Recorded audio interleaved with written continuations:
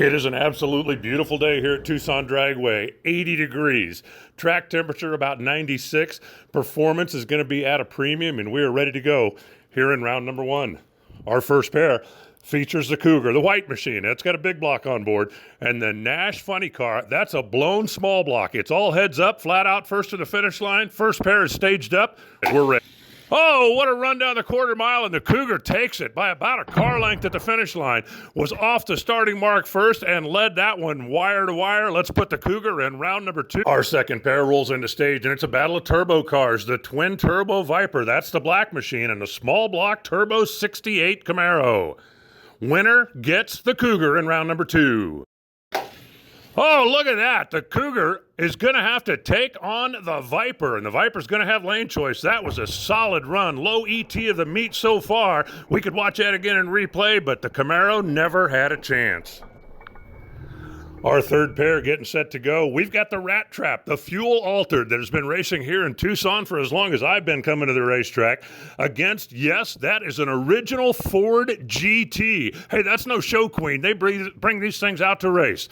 It's heads up. It's round number one. You got to think the altered's favored, but that GT's had some work done. Not too much blown altered. The Rat Trap takes care of the Ford. Mark this one down for Chevrolet. So let's see. We've got a Cougar. We've got a Viper. And now we've got a Rat Trap. And our fourth and final pair is going to feature a couple of classics. The 69 Boss 302 Mustang and the 1970 Superbird. These things were designed for Daytona. They were designed for Talladega, but we're racing them heads up here in Tucson. Final pair, first round.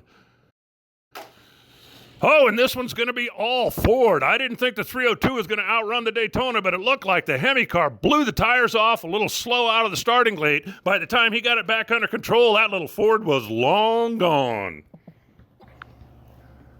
As we get set for the semifinals, remember the Viper had lane choice, and he chose to go back on the left side of the racetrack.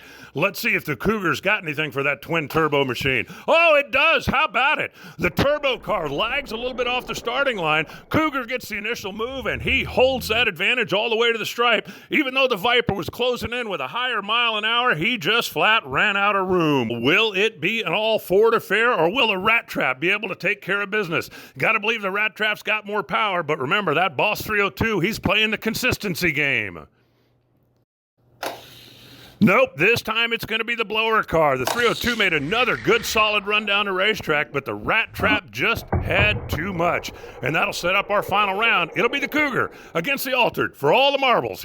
It all comes down to this, the final round, the Rat Trap. Now, he's going to be on the left side of the racetrack for the first time today. The Cougar, you might think he's in a little bit deep right here, but you know what? There's a lot of people didn't think he'd get around that Nash Metropolitan in round number one either, and he is staying alive. Final pair, first race day here at Tucson Dragway. Oh, what a drag race. That one comes right down to the wire. We're going to have to go back and check the instant replay. Closest race we've had all day, and I don't know, I think the Cougar pulled it off, but we're going to have to go to the tail of the tape. We go back and take a look at the replay, and as they close in, check it out, the Cougar, by 0.02 of a second, he holds on and becomes the first ever Hot Wheels champion here at Tucson Dragway.